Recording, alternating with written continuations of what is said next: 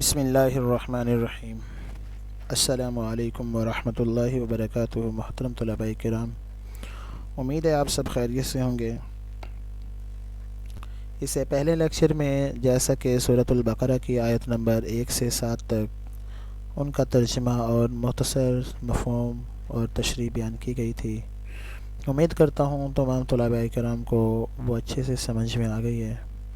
تو آج کا ہمارا لیکچر سورۃ البقرہ کی آیت نمبر 255، جیسا کہ آپ جانتے ہیں آیت نمبر 255 کو آیت الکرسی کہا جاتا ہے، اور یہ قرآن کی وہ واحد عظیم آیت ہے جس میں اللہ جل شانہ کی وحدانیت، اللہ تعالیٰ کی صفات، اللہ تعالیٰ کی ذات کو بڑے واضح انداز میں بیان کیا گیا ہے۔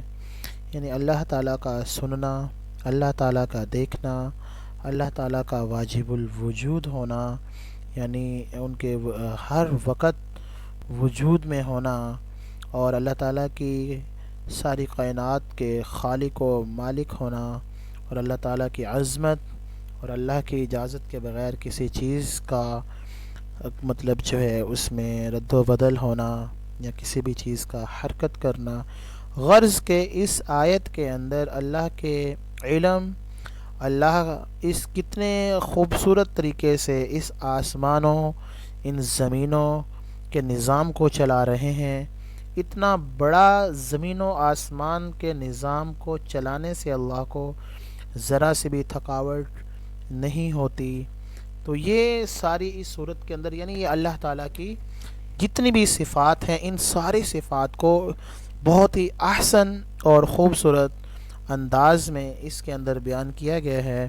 اللہ کے نبی صلی اللہ علیہ وسلم نے، ایک روایت آتی ہے کہ صحابہ کرام سے نا ابی بن کعب رضی اللہ تعالیٰ عنہ سے غالباً پوچھا تھا کہ قرآن مجید میں کون سی ایسی آیت ہے جو سب سے عظیم ہے، تو اس وقت انہوں نے جواب دیا تھا آیت الکرسی۔ تو اللہ کے نبی نے ان سے فرمایا کہ تمہیں تمہارا علم مبارک ہو۔ تو اس کے یہ تقریباً 10 جملے ہیں۔ ان 10 جملوں کے اندر اللہ تعالیٰ کی غالباً 10 صفات کو بیان کیا گیا ہے۔ تو ہم ترجمہ دیکھیں گے۔ اللہ لا الہ الا ہو، اللہ وہ ذات ہے کہ اس کے سوا کوئی عبادت کے لائق نہیں۔ اب اللہ کیا ہے؟ اللہ کی تعریف کر رہے ہیں۔ اللہ زندہ الحی، زندہ رہنے والا، القیوم، قائم رکھنے والا اس جہاں کو، لا تأخذہ، نہیں آتی اس کو، سنۃ اونگ، ولا نوم، اور نہ ہی نیند۔ اب یعنی اس کا ہم بامحاورہ ترجمہ دیکھیں گے۔ اللہ وہ ذات ہے، اس کے سوا کوئی عبادت کے لائق نہیں، وہ زندہ رہنے والا اور قائم رکھنے والا ہے، اس کو اونگ اور نیند نہیں آتی۔ آگے یہاں لہو ما فی السماوات، اسی کے لیے ہے ما جو کچھ، فی السماوات آسمانوں میں ہے، وما اور جو کچھ، فی الارض زمین میں ہے۔ اب اس کا بامحاورت اسی کے لیے ہے جو کچھ آسمانوں میں اور زمین میں ہے۔ من ذا الذی، من کون ہے، ذا الذی وہ شخص جو، یشفع سفارش کرے، عندہ اس کے سامنے، الا مگر، باذنہ اس کے حکم کے ساتھ۔ یعنی کون وہ شخص ہے جو سفارش کرے اللہ کے سامنے مگر اسی کے حکم کے ساتھ۔ وما خلفہم، وما بین ایدیہم، اور وہ جانتا ہے جو کچھ اس کے سامنے ہے۔ ٹھیک ہے، وما خلفہم، اور جو کچھ ان کے پیچھے ہے۔